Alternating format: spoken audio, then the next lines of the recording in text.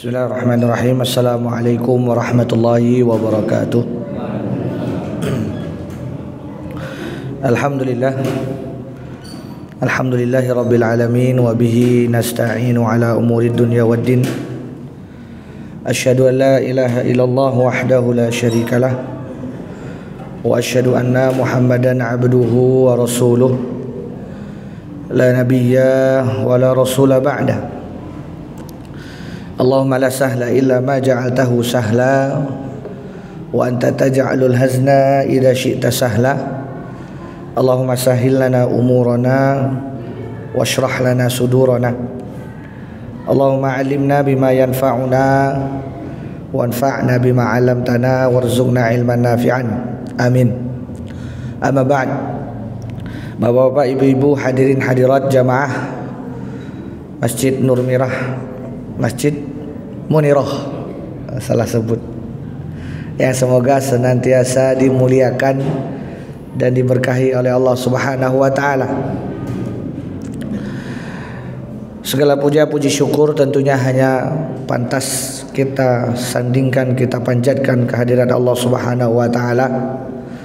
Salawat beriring salam selalu kita curahkan, kita persembahkan kepada Nabi kita Muhammad sallallahu alaihi wasallam, kepada keluarga beliau, para sahabat, para tabi'in, tabi'ut tabi'in, dan orang-orang soleh yang istiqomah melanjutkan dakwah perjalanan syariat yang telah beliau bawa hingga hari kiamat kelak.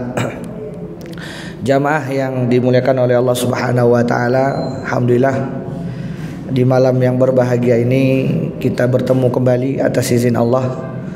Mudah-mudahan jamaah semua senantiasa diberi kesehatan, kekuatan, kelapangan, dan juga dimudahkan segala urusannya dunia akhirat. Amin ya rabbal alamin. Menyambung pembahasan kita pekan lalu, yaitu masih berkaitan tentang sejarah, sirah, perjalanan seorang mulia yang Allah pilih di antara manusia, yaitu Nabi kita Muhammad sallallahu alaihi wasallam. Pertemuan yang lalu kita sudah membahas bagaimana lika-liku kehidupan Rasulullah sallallahu alaihi wasallam sepeninggalan ibunda beliau tercinta. Beliau dididik oleh kakeknya selama 2 tahun, kemudian dilanjutkan ya oleh paman beliau yang bernama Abu Thalib ya, sampai ketika beliau melakukan perjalanan untuk berdagang ke wilayah Syam, bertemulah beliau dengan seorang rahib yang bernama, siapa Pak nama rahibnya? Bukhaira atau Buhaira. Lantas pada pertemuan singkat tersebut disarankanlah untuk membawa kembali Rasulullah SAW pulang ke kota Mekah, karena ditakutkan supaya tidak bertemu dengan orang-orang Nasrani ataupun orang-orang Yahudi, karena itu bisa membahayakan diri beliau. Singkat cerita, tahun demi tahun berganti, Nabi kita Muhammad SAW pun beranjak dewasa. Maka pada kesempatan kedua inilah beliau sallallahu alaihi wasallam diizinkan kembali oleh sang paman untuk berpergian, untuk berdagang ke wilayah Syam. Sekali 2 kali melakukan perdagangan ya, karena kejujuran beliau, karena amanah yang luar biasa beliau pegang betul, sehingga tersebarlah kabar dengan cepat bahwasannya Muhammad, anak keturunan dari Abdul Muthalib, adalah orang yang jujur, orang yang bisa dipegang amanahnya. Masya Allah, hujan. Masya Allah, Allahumma saiban afian. Maka demikian jamaah yang dimuliakan oleh Allah Subhanahu wa taala, Rasulullah karena kepiawaian beliau, karena pinternya beliau bernegosiasi, ya tidak sedikit keuntungan yang didapat oleh orang-orang yang menitipkan barang untuk dijual atau didagangkan oleh beliau ke Syam. Akhirnya tersebarlah bahwasanya Muhammad adalah orang yang pintar dalam berbisnis. Muhammad sallallahu alaihi wasallam adalah orang yang cakap dalam hal berdagang. Dikarenakan rumor tersebut, maka terdengarlah kabar ini ke telinga salah seorang wanita saudagar kaya raya pada masa itu. Wanita ini adalah Khadijah binti Khuwailid radhiyallahu anha. Kita berbicara sedikit tentang Ibunda Khadijah, Bu. Siapa sosok Ibunda Khadijah ini? Ya. Khadijah binti Khuwailid adalah salah seorang putri dari Bani Sa'ad, yang mana Bani Sa'ad ini adalah bani yang terkenal kaya raya. Ya. Makanya Ibunda Khadijah ini sejak kecil sudah dididik oleh orang tuanya untuk berdagang, berbisnis. Sehingga menjadilah Ibunda Khadijah salah seorang wanita yang memiliki kekuasaan pada masa itu. Ini jarang sekali, Pak. Kita sudah bahas deh kemarin awal-awal bagaimana kondisi wanita ketika zaman jahiliyah dulu ya. Bagaimana wanita itu tidak punya kehormatan sama sekali. Wanita itu dikucilkan, wanita itu direndahkan. Bahkan wanita itu menjadi aib bagi bangsa Arab pada masa itu. Maka tidak sedikit anak-anak wanita yang dibunuh ketika masih kecil, ya, dikarenakan orang tuanya takut nanti kalau sudah besar menjadi aib dan menjadi beban dalam hidup rumah tangga. Tapi Masya Allah, Ibunda Khadijah merubah itu semua. Satu-satunya wanita yang dihormati oleh orang-orang Quraisy, bahkan laki-laki petinggi Quraisy, adalah Ibunda Khadijah binti Khuwailid. Subhanallah. Ibunda Khadijah ini sebelum menikah dengan Rasulullah SAW itu sudah menikah 2 kali, Pak. Yang pertama dengan Atik, yang kedua dengan satu lagi kalau tidak salah namanya Abu Hunain atau siapa. Mohon maaf nanti kalau saya keliru. Maka setelah 2 kali gagal dalam berumah tangga, Ibunda Khadijah memilih untuk fokus pada bisnis. Ya, tidak mau melirik satu orang pun laki-laki Quraisy. Padahal Pak Bu, yang melamar Ibunda Khadijah ini ngantri. Para pembesar Quraisy itu ngantri melamar Ibunda Khadijah. Namun tidak satu pun diterima oleh beliau.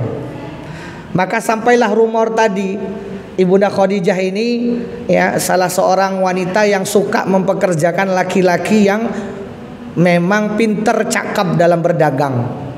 Salah satu kepercayaan beliau adalah pembantunya yang bernama Maisarah. Nah, ketika mendengar kabar tentang Rasulullah, Ibunda Khadijah mulai terbetik di dalam hatinya untuk apa? Untuk menyewa jasa Rasulullah sallallahu alaihi wasallam. Akhirnya dipanggillah Rasulullah sallallahu alaihi wasallam. Pada saat itu beliau masih usia sekitar 23-24 tahun. Akhirnya diamanahkan oleh Ibunda Khadijah sebuah kafilah dagang untuk diberangkatkan ke wilayah Syam. Dititiplah salah seorang pembantu kepercayaannya tadi, yaitu Maisarah. Masya Allah, inilah ya bagaimana Allah Subhanahu wa taala betul-betul ya memilihkan untuk Rasulullah ini pendamping yang luar biasa. Jadi luar biasa Allah Subhanahu wa taala itu, Bu, Pak, kalau sudah sayang kepada seorang hamba, kalau sudah cinta kepada seorang hamba, maka Allah akan mengatur segala macam kehidupannya dengan yang baik-baik tentunya. Meskipun kita anggap itu susah, Pak. Tapi sebenarnya di balik itu subhanallah ada rahasia Allah yang tersembunyi. Maka Rasulullah menjalankan amanah tersebut. Begitu juga Maisarah ketika bersama dengan Rasulullah SAW, begitu banyak kelebihan kemuliaan yang didapati dari mulai tanda-tanda kenabian yang ada pada diri beliau ya. Jadi jamaah ataupun khilafah dagangnya Ibunda Khadijah ini yang dipimpin oleh Rasulullah itu senantiasa diikuti oleh awan-awan, Pak. Ini kata Maisarah. Awan-awan senantiasa mengikuti kami sehingga apa? Kami tidak pernah kepanasan. Belum lagi kecakapan, kejujuran Rasulullah SAW dalam berdagang. Ini mungkin patut kita tiru Pak. Cara dagang Rasulullah SAW itu luar biasa uniknya. Cara dagangnya Rasulullah itu Pak, Bu, Rasulullah menyebut sebuah harga satu barang, ya. Contohlah misalnya beliau berdagang air misalnya, ya, air kemasan ini. Cara dagangnya Rasulullah SAW itu seperti ini Pak. Ini air harganya sekian, misalnya katakan ini air harganya 1 dinar. Maka kalau Anda ingin memberi lebih, itu rezeki buat saya. Tapi kalau Anda ingin bayar 1 dinar, maka itulah hak saya. Masya Allah. Ini cara jual belinya Rasulullah. Maka ketika ditawarkan kualitas air ini tidak sembarang air, beliau jujur. Misalnya air ini mungkin, ini contohnya, air ini adalah air Zam-Zam. Maka air ini punya keutamaan kata beliau. Maka kalau Anda ingin bayar lebih, silakan. Apalagi kalau Anda ingin beli partai besar, maka ada harga khusus untuk Anda. Ini cara dagangnya Rasulullah Pak. Jadi Rasulullah itu tidak ngambil untung banyak. Ya, ketika beliau berdagang harganya sekian. Kalau Anda mau tambah silahkan. Itu rezeki saya. Maka tidak sedikit orang yang melebihkan ya dalam membeli, gitu ya. Mau nggak ada kembaliannya sudah untuk kamu saja. Ya, sisa-sisa 2 dinar, 3 dinar ambil saja. Inilah keuntungan yang didapati oleh Rasulullah SAW. Dan beliau terkenal amanah. Makanya sepulang dari Syam, Maisarah tadi sang pembantu setia Ibunda Khadijah bercerita tentang kebaikan-kebaikan Rasulullah. Bagaimana Rasulullah itu caranya berbicara begitu sopan. Bagaimana Rasulullah SAW adabnya dalam berjual beli. Bagaimana Rasulullah SAW berinteraksi, jujurnya, amanahnya. Masya Allah. Maka jatuh hatilah Ibunda Khadijah. Jatuh hatilah Ibunda Khadijah.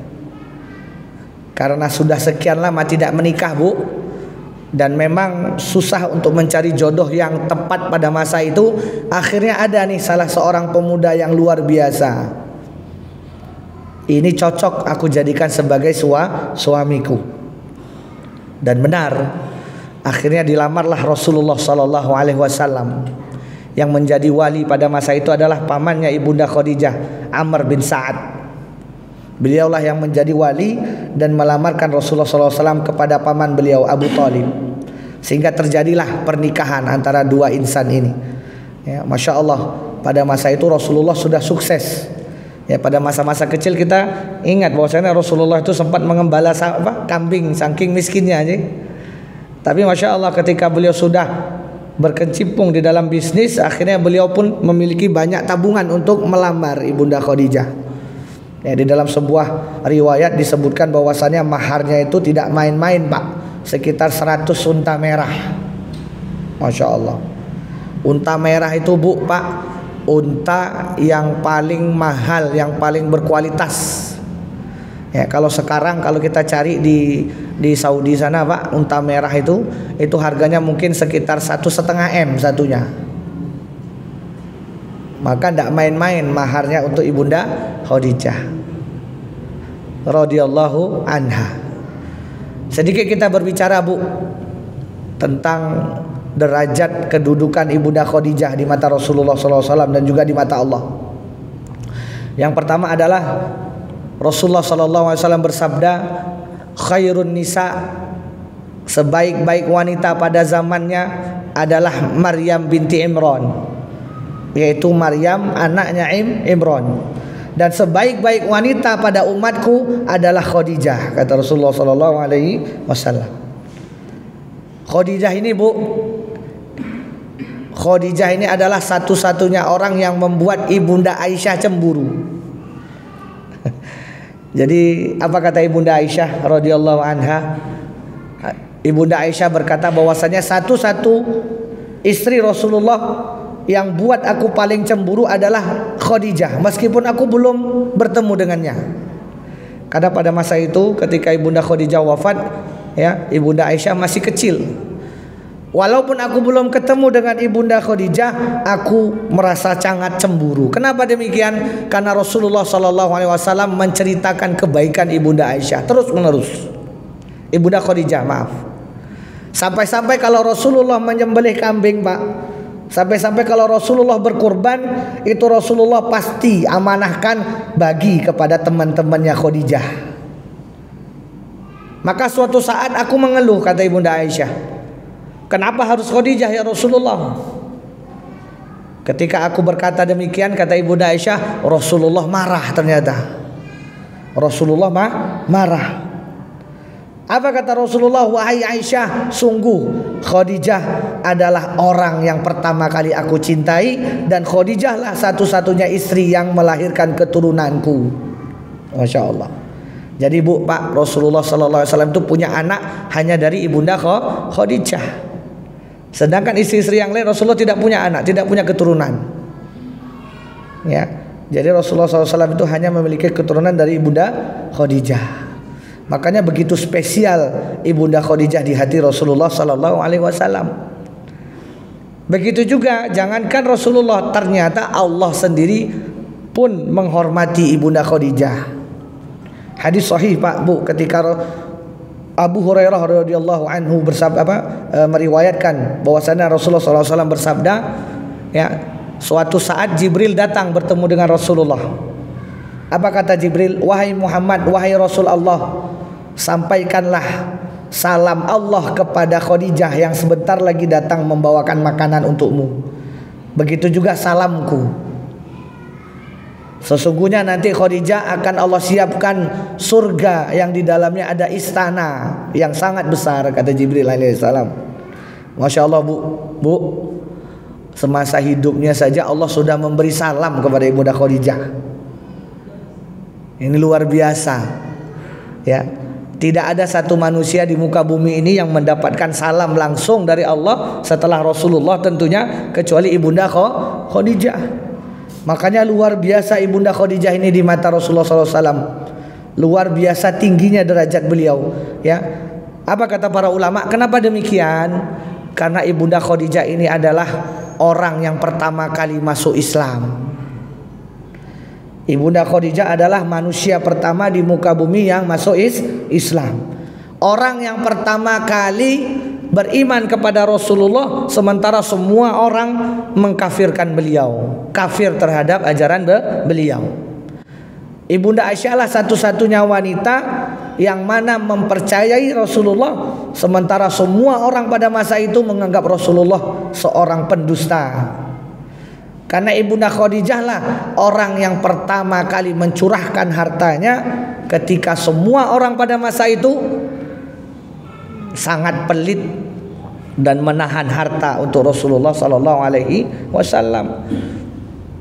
Makanya Ibunda Khadijah ini luar biasa di sisi Rasulullah dan juga di sisi Allah. Bu, Pak, kalau ada saat ini orang yang menghina Ibunda Khadijah, maka kita patut marah. Kalau saat ini ada orang yang mengaku Islam tapi menghina Ibunda Khadijah radhiyallahu anha, maka hati-hati. Kita harus wajib marah, Pak. Kenapa? Beliau adalah orang yang dicintai oleh Rasulullah.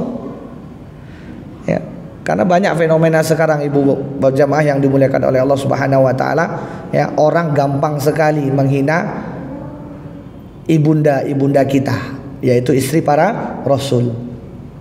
Maka kalau sudah ada terdengar orang yang menghina atau menjelek-jelekkan Ibunda Khadijah, kita harus patut marah. Karena beliau adalah orang yang luar biasa derajatnya di sisi Allah Subhanahu wa taala. Maka iya, benarlah akhirnya terjadilah pernikahan ini. Pada masa itu Rasulullah berusia 25 tahun, sedangkan Ibunda Khadijah berumur 40 tahun, 15 tahun jaraknya, Pak, Bu. 15 tahun jaraknya. Ya. Akhirnya terjadilah pernikahan yang luar biasa disaksikan oleh seluruh penduduk kota Makkah pada masa itu. Dan Rasulullah belum diutus menjadi nabi. Pada usia 25 tahun Rasulullah belum diutus menjadi seorang rasul. Sehingga apa? Paman-pamannya masih baik dengan beliau. Kerabat-kerabatnya masih membantu beliau. Apa yang bisa kita petik dari hikmah, pelajaran yang kita ambil dari kisahnya Ibunda Khadijah ini? Yang pertama jelas, kalau kita ingin mengetahui watak seseorang, Pak, kalau kita ingin mengetahui watak seseorang, Bu, maka bawalah dia jalan-jalan. Kalau kita ingin tahu sifat seseorang, kita pengen tahu nih sifat sahabat kita siapa. Kita pengen tahu nih Ridwan ini seperti apa orangnya gitu ya. Maka ajak Ridwan ini jalan-jalan gitu ya. Ayo Mas Adi, kapan ke Boyolali Mas? Jadi kalau ingin kita mengetahui sifat seseorang, jamaah sekalian, ajaklah jalan-jalan. Karena dengan safar inilah Allah akan bukakan siapa orang itu sesungguhnya. Apa kata Rasulullah SAW? As-safaru qit'atun minal azab. Safar itu, berpergian itu adalah sebagian dari bentuk azab Allah. Kenapa demikian? Karena di dalam safar itulah nanti akan ada kesulitan-kesulitan. Di dalam safar itu nanti akan ada kesusahan-kesusahan. Di dalam safar itu nanti akan ada sesuatu yang memberatkan kita. Maka disitulah seseorang akan diuji. Kalau kita ingin tahu sifat teman kita yang selama ini mungkin kita pikir baik, coba ajak sesekali jalan-jalan. Maka akan kelihatan watak aslinya. Coba sesekali ajak naik gunung misalnya. Ya. Karena seperti itulah apa kata Ibnu Qudamah. Ya, apa kata Ibnu Qudamah rahimahullah? Ya. Ibnu Qudamah Al-Maqdisi berkata bahwasannya seseorang yang safar, di dalam safarnya itu dia menunjukkan akhlak yang mulia, bisa dipastikan ketika dalam kondisi tidak safar dia adalah orang yang baik. Begitu pula sebaliknya, ketika orang dalam keadaan tidak safar baik, namun ketika safar dia menunjukkan sifat yang tidak baik, maka bisa dipastikan orang tersebut tidak baik.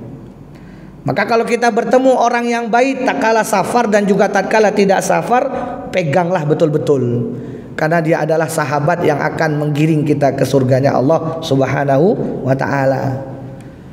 Jadi Pak, Bu, Bapak-bapak, kalau pengen tahu teman-teman sejawatnya Pak, ajak goes Pak. Ajak goes naik sepeda bareng-bareng gitu sih. Yuk kita naik sepeda misalnya dari Solo ke Boyolali.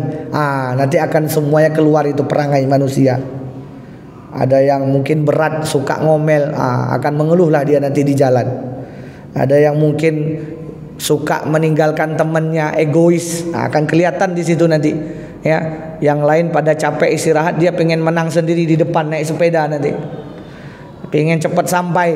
Ini akan kelihatan watak-watak manusia kalau dari lagi safar. Maka Bu, Pak, kalau yang pengen milih mantu, ada laki-laki datang ke rumah kita, Pak, saya pengen melamar anak Bapak. Yuk kita jalan-jalan Mas, ajak jalan-jalan. Lihat dia ketika jalan-jalan itu seperti apa. Ajak ke Tawangmangu. Lihat ketika waktu sholat itu dia langsung ke masjid atau masih bersama kita duduk. Ya, ajak keliling-keliling. Agar apa? Agar terungkap semua apa dia itu baik atau tidak. Karena apa kata Syekh Muhammad bin Shalih Al-Utsaimin berkata, ya, safar itu bahasa Arab Pak, berasal dari kata safron, diambil dari kalimat isfar. Maknanya apa? Isfar itu adalah menguak, terungkap, jelas, nyata. Maka safar itu fungsinya salah satunya adalah apa? Menguak jati diri seseorang. Jadi kalau ingin tahu anak yang ngelamar kita itu nanti dia tuh baik atau tidak, coba langsung ajak jalan-jalan. Wah, enak itu Pak. Ya. Jadi ada datang orang, Pak, saya pengen melamar anak Bapak. Oh gitu Mas. Oh yaudah, Mas sekarang kosong nggak? Iya Pak, saya kosong. Yuk ikut saya ke Tawangmangu. Ngapain Pak? Wis ikut Pak. Ajak jalan Pak. Ajak jalan Bu. Tapi jangan naik mobil. Naik mobil kepenaan dia nanti Pak, turu naik mobil. Ya, ajak naik motor. Kalau naik mobil kan nyaman ya Pak, enak, nggak akan kelihatan. Ajak naik motor. Motornya jangan diisi bensin Pak, sengaja dikit saja bensinnya. Ben tengah jalan mogok. Itulah kita uji dia. Nanti ketika mogok itu ngomel nggak dia? Ketika mogok tuh ngeluarin uang nggak dia untuk ngisi bensin kita? Atau ketika mogok dia ninggalin kita nanti? Dia telepon Grab atau Gojek segala macam, dia pergi pulang. Itu nggak baik orang seperti itu. Coba, ini salah satu terapi, salah satu treatment ya, salah satu cara kita ingin mengetahui calon menantu kita ini baik atau tidak. Ajak jalan. Itu sudah terbukti, Pak. Sudah terbukti. Ya, saya ketika ngelamar istri dulu, Pak, diajak jalan sama mertua saya. Diajak jalan sama mertua. Alhamdulillah ketika diajak jalan saya ada uang, Pak. Jadi ketika makan traktir itu saya yang bayarin. Kalau enggak malu juga kalau enggak bawa uang gitu kan. Masa dibayarin calon mertua gitu. Diajak jalan saya. Ayo Mas Ridwan kita jalan. Jadi kalau memang apa istilahnya pengen tahu ya jati diri seseorang, ajak jalan-jalan. Itu yang pertama. Sebagaimana Maisarah tadi ya. Sebagaimana Maisarah tadi dititip oleh Bunda Khadijah untuk apa? Untuk melihat sifat Rasulullah. Bagaimana si Muhammad itu? Bagaimana si Muhammad itu karakternya seperti apa? Itu yang pertama, Pak. Yang kedua, apa yang harus kita ambil pelajaran? Yang kedua adalah ini sunnah sebenarnya, Pak. Tapi dalam adat Indonesia ini tabu. Apa itu? Bolehnya kita melamarkan anak perempuan. Maksudnya apa? Kita anak perempuan yang melamar anak laki-laki itu boleh, Pak, dalam Islam. Perempuan yang melamar laki-laki itu sah dalam Islam. Maka kalau anak kita ingin selamat yang perempuan, Bu, cari anak-anak yang soleh, langsung lamarkan kepada orang tuanya. Jangan nunggu orang datang ke rumah. Karena terlalu menunggu kasihan, anak jadi korban nanti, Pak, Bu. Menunggu setahun, 2 tahun, 5 tahun, 10 tahun tidak ada yang datang-datang. Kasihan anak kita. Ketika anak kita perempuan terutama, ketika anak kita betul-betul sudah siap menikah, langsung coba lirik. Siapa di antara mungkin tetangga-tetangga kita atau teman-teman kita yang punya anak soleh, langsung datang ke rumahnya, Pak. Ini lebih simple.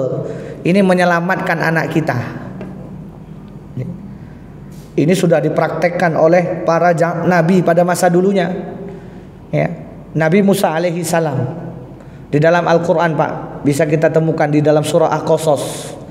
Ketika Nabi Musa alaihi salam pergi keluar kota Mesir karena takut telah membunuh salah seorang dari Bani Israel ya, maka Nabi Musa pergi ya. Di dalam Al-Quran disebutkan ya, walamma tawajjahatil qa'a Madian, kata Allah, ketika Musa sampai di sebuah lembah yang bernama Madian, wajada alaihi ummatan minan nas, Musa melihat sekelompok manusia, mereka sedang ngambil air. Ada 2 perempuan yang di belakang tidak berani untuk ngambil air. Akhirnya Musa alaihissalam berniat baik mengambilkan perempuan 2 orang tadi air, kemudian menyuruh mereka untuk pulang. Nah, tiba-tiba datang salah seorang perempuan tadi malu-malu. Waja'at ihdahuma istihya'an, kata Allah. Datang salah satu perempuan tadi malu-malu mendatangi Musa. Wahai Musa, engkau dipanggil oleh bapak kami. Akhirnya dipanggillah Musa ya, bertemu dengan Nabi Syuaib. Jadi mertuanya Nabi Musa adalah Nabi Syuaib. Apa kata Nabi Syuaib? Wahai Musa, pilih salah satu dari anakku. Ini, Bu. Jadi praktek menawarkan anak perempuan ke orang soleh itu sudah dilakukan oleh zaman Nabi Musa dulu. Nabi Syuaib menawarkan 2 anaknya, pilih mana yang kamu mau nikahi ya Musa. Silakan ambil, tapi dengan syarat, kata Nabi Syuaib, kamu harus tinggal bersama kami 8 tahun lamanya. Kamu urus kebun-kebun kami. Ya, karena Nabi Musa orang yang gagah, Pak, perkasa, kuat, berotot, mentekol gitu ya. Bayangi, Pak, sekali tonjok mati orang sama Nabi Musa. Nah, ini luar biasa kekuatannya Nabi Musa ini, mengalahkan orang-orang pada masanya. Sekali tinju mati. Nah, kita sekali tinju belum tentu tumbang, ya kan, Pak? Ini Nabi Musa sekali tonjok mati orang depannya. Makanya ketakutan Nabi Musa, kabur dari Mesir. Ya. Bertemulah dengan Nabi Syuaib, maka disuruh ditawari, wahai Musa, kamu boleh nikahi anakku salah satu, asalkan kamu nanti mau kerja sama saya 8 tahun. Kalau kamu mau genapi 10 tahun itu lebih bagus. Maka diterimalah tawaran tadi oleh Musa alaihissalam. Begitu juga Umar bin Khattab. Umar bin Khattab ketika Hafsah, ketika ibunda Hafsah ya, ditinggal oleh suaminya, meninggal. Umar bin Khattab menawarkan anaknya tadi, Pak, Bu. Ditawarkan kepada Abu Bakar, Abu Bakar enggak mau. Ditawarkan kepada Utsman, Utsman malu. Segan saya, enggak mau nikah sangan dengan anakmu wahai Umar. Medeni punya mertua kayak Umar. Nanti bisa-bisa aku kena marah terus, gitu kan. Malu Utsman, enggak mau. Tawari sama Ali, begitu juga Ali tak mau. Akhirnya Rasulullah yang melamarnya. Makanya Masya Allah lebih mulia lagi, tinggi. Jadi kita melamarkan anak perempuan kita kepada laki-laki itu boleh. Tapi di Indonesia mungkin masih tabu ya, Pak. Tunggu laki-laki yang datang. Ya. Kalau Ibunda Khadijah jelas yang melamar Rasulullah itu bukan Rasulullah yang melamar Ibunda Khadijah, tapi siapa? Ibunda Khadijah yang datang kepada Rasulullah, melamar Rasulullah sallallahu alaihi wasallam. Ya, jadi tidak ada larangan bagi kita yang punya anak perempuan itu kita mendatangi seseorang untuk dinikahkan dengan anak kita. Saya dulu, Pak, mohon maaf, saya dulu, Pak, gini-gini fansnya banyak, Pak. Ketika di Padang dulu, Pak, Masya Allah, itu setiap malam ada yang ngetok kamar saya. Habis sholat isya, habis imam, ketok, Ustaz Ridwan sudah mau nikah belum? Saya punya anak. Dari mulai tukang jahit, Bu, sampai bos Pertamina ngetok kamar saya. Cuman saat itu saya belum mau nikah. Dan saya jujur, saya punya kriteria harus hafizah 30 juz. Nah, kebetulan yang ngelamar saya belum ada yang 30 juz, Pak. Kalau ada yang 30 juz mungkin saya terima pada masa itu. Jadi kalau orang Padang itu sudah biasa, Bu. Diketok nanti kamar kita, Ustadz mau nikah enggak? Saya punya anak, langsung belak-belakan. Dari mulai tukang jahit sampai bos pabrik roti, sampai yang punya Pertamina, yang punya pom bensin di Padang itu, orang kaya. Ustadz mau nikah enggak dengan anak saya? Enggak mau, Pak. Karena pada masa itu masih pengen belajar, masih muda. Jadi tidak masalah kita menikahkan anak perempuan kita, melamar ya orang-orang soleh. Begitu juga sebaliknya, kalau kita punya anak laki-laki, Bu, Pak, carikan dia istri yang solehah. Karena istri solehah inilah yang menjadi tempat kita kembali. Coba perhatikan nanti kalau kita sudah sampai di mana masa-masa berat Rasulullah. Subhanallah, Ibunda Khadijah itu luar biasa. Ketika Rasulullah datang menerima wahyu kedinginan, itu langsung diselimuti oleh Bunda Khadijah. Ketika pulang Rasulullah berdakwah, itu Ibunda Khadijah Masya Allah langsung melayani Rasulullah sallallahu alaihi wasallam. Itu istri yang solehah, Pak. Ya, Bu, bapak pulang kerja, Bu, itu jangan ditanyai, Pak meh ngombe opo. Langsung buati kopi atau teh, langsung taruh di mejanya. Jangan sampai suami kita yang minta, Bu. Ya, istri yang solehah itu ketika suami sudah pulang mencari nafkah, maka kewajibannya adalah melayani suami. Maka tatkala bapak sudah capek bekerja di luar, ibu jangan nambah beban bapak lagi, Bu. Ini bukan wanita solehah namanya. Istri yang solehah itu kalau ketika sudah bapak itu sudah penat di luar, maka tugas ibu memadamkannya, memadamkan amarahnya, memadamkan emosinya. Ya, jangan sampai ketika pulang malah Pak jaluk duit. Udah tahu di luar kita susah nyari duit ya, Pak ya. Jaluk duit ibu sampai rumah. Ini jangan dulu, harusnya ada tekniknya, Bu. Buatin makanan kesukaannya, buatin minuman kesukaannya, pijet-pijet kakinya, ujung-ujungnya baru, Pak boleh minta duit, Pak, gitu.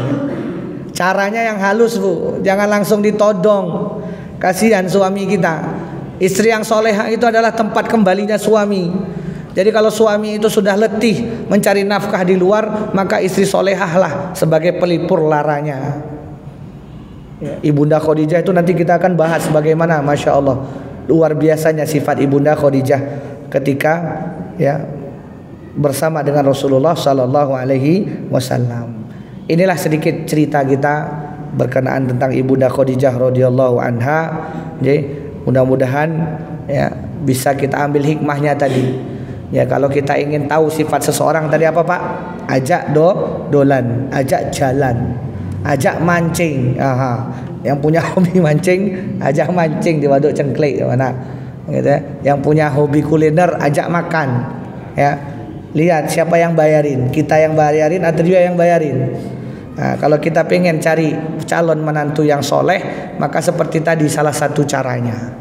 Begitu juga kalau kita ingin mencari ya menantu yang soleh, jangan malu untuk menawarkan anak kita. Ketika ada di masjid, masya Allah ada imam muda, bagus suaranya, ya pendidikannya juga bagus, adabnya bagus, sudah tawarin anak kita Pak yang putri. Ustaz, saya punya anak, mau nggak nikah dengan anak saya? Jadi itu sedikit yang bisa kita sampaikan pada malam hari ini. Jadi Ibunda Khadijah bersama dengan Rasulullah sallallahu alaihi wasallam pada masa itu usia beliau 25 tahun, sedangkan Ibunda Khadijah berusia 40 tahun. Terjadilah pernikahan yang luar biasa ini, dan insyaallah beliau juga nanti akan dikaruniai oleh beberapa anak dari Ibunda Khadijah radhiyallahu taala anhu. Sebelum kita tutup, Bapak Ibu yang dimuliakan oleh Allah Subhanahu wa taala, ada sedikit yang perlu saya sampaikan ini sebagai nasihat bagi kita bersama, sebagai pengingat bagi kita bersama, sebagai reminder bagi kita bersama, ya, bahwasannya ya, Syekh Abdul Aziz Muhammad bin Salman dalam buku beliau menulis sebuah riwayat. Buku beliau berjudul Irsyadul Ibad Listiqdadi Liyaumil Ma'ad.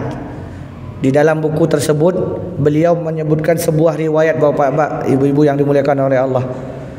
Riwayat bahwasannya Nabi Yakub alaihi salam. Nabi Yakub alaihi salam suatu ketika bertemu dengan malaikat maut, bapak ibu-ibu yang dimuliakan oleh Allah. Apa kata Nabi Yakub? Wahai malaikat maut, tolong nanti ketika engkau hendak mencabut nyawaku, wahai malaikat maut, tolong utus utusan kepadaku atau kasih kabar kepadaku. Kalau engkau hendak mencabut nyawaku, wahai malaikat maut, kata Nabi Yakub, tolong kabari aku. Jadi Nabi Yakub ini Bu, sebelum dicabut nyawanya, minta tolong kabari sih. Apa kata malaikat maut? Baik, kalau begitu nanti kamu akan aku kirim 3 utusan. Aku akan mengirimmu 3 utusan sebelum aku mencabut nyawamu, wahai Yakub. Maka berlalulah waktu, berjalanlah tahun demi tahun, sampai suatu masa Nabi Yakub didatangi kembali oleh malaikat maut. Kemudian Nabi Yakub bertanya, wahai malaikat maut, ngapain kamu kemari? Kamu kemari sekedar silaturahim, berkunjung, atau hendak mencabut nyawaku? Apa kata malaikat maut? Wahai Yakub, aku hari ini diutus untuk mencabut nyawamu. Maka Nabi Yakub protes, Bu. Wahai malaikat maut, dulu kamu pernah bilang sebelum nyabut nyawaku, kamu akan kirim kepadaku 3 utusan. Mana utusan tersebut? Kok aku belum terima? Apa kata malaikat maut? Wahai Yakub, sungguh 3 utusan tadi sudah aku kirim kepadamu. Apa itu? Yang pertama, memutihnya rambutmu yang dulu hitam. Pak, Bu, tanda ajal kita sudah dekat itu memutihnya rambut kita. Coba cek sekarang nanti pulang, Bu, udah berapa banyak uban kita. Yang kedua, apa tandanya? Utusanku yang kedua, kata malaikat maut, adalah lemahnya dirimu yang dulu kuat. Ketika kita masih muda ya Bapak Ibu sekalian, mau kemana saja masih kuat je. Naik mobil, mau traveling, mau jalan-jalan sampai ke Bali, sampai ke NTB, sampai ke luar negeri masih kuat. Nah saiki jalan ke masjid aja, ke Masjid Munirah wis masuk angin, pulang keroan, makin lemah tubuh ini. Yang ketiga, apa kata malaikat maut? Utusan ketiga adalah membungkuknya dirimu yang dulu tegap. Dulu jalan kita Pak, ibaratnya polisi, dada dibusungkan gitu ya. Nah sekarang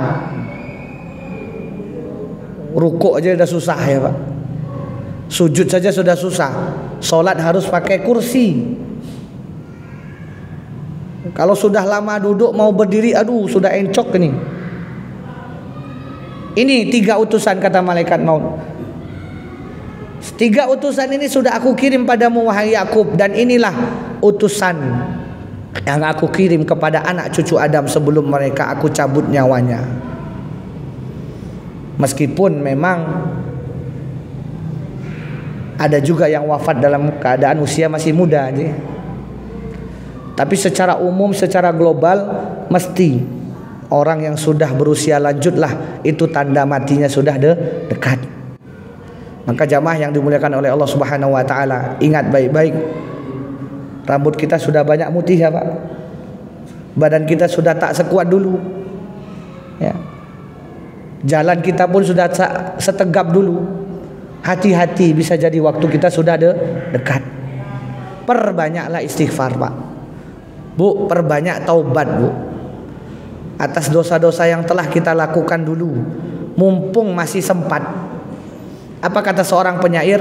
Fabadir mataban qabla yughlaqu babuhu. Bersegeralah bertobat sebelum pintunya ditutup. Kapan pintu tobat itu ditutup? Ya.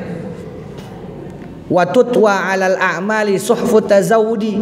Pintu tobat itu ditutup ketika catatan amal kita sudah dilipat, ditutup, alias sudah mati. Ya. Masya Allah. Wa mithlu wurudil qabri mahma ra'aitahu, kata seorang penyair. Cukuplah kematian orang yang dimasukkan ke liang kubur itu sebagaimana engkau perhatikan itu adalah nasihat untukmu. Li nafsika nafa'an, ya, faqaddimhu tas'adi. Jadikanlah orang yang dimasukkan ke dalam kubur itu nasihat bagi dirimu agar bermanfaat dan juga engkau selamat, kata para penyair. Maka jadikanlah kematian itu sebagai nasihat. Ya, ibu-ibu, bapak-bapak, mohon maaf, saya tidak menyinggung yang punya uban banyak. Saya tidak menyinggung yang mudah sakit-sakitan. Saya tidak menyinggung yang sudah bungkuk-bungkuan. Tapi ingatlah waktunya sudah dekat. Ya. Termasuk saya pribadi yang berbicara di depan ibu-ibu ini, kita tidak tahu ajal kita. Maka perbanyaklah istighfar, perbanyak taubat, sudah perbanyak amal soleh, sudah tidak usah mikir lagi nambah istri Pak, sudah cukup. Ya, pikirlah tambah amal, mikirlah tambah ketaatan, mikirlah bagaimana sodakoh itu kita perbanyak, mikirlah bagaimana kita mempersiapkan amalan-amalan sebelum kita mati. Mudah-mudahan kita Allah anugerahi dengan husnul khotimah. Amin ya rabbal alamin. Kita tutup dengan doa kafaratul majlis. Subhanakallahumma wa bihamdika asyhadu an la ilaha illa anta astaghfiruka wa atubu ilaik. Wabillahi taufiq wal hidayah. Assalamualaikum warahmatullahi wabarakatuh.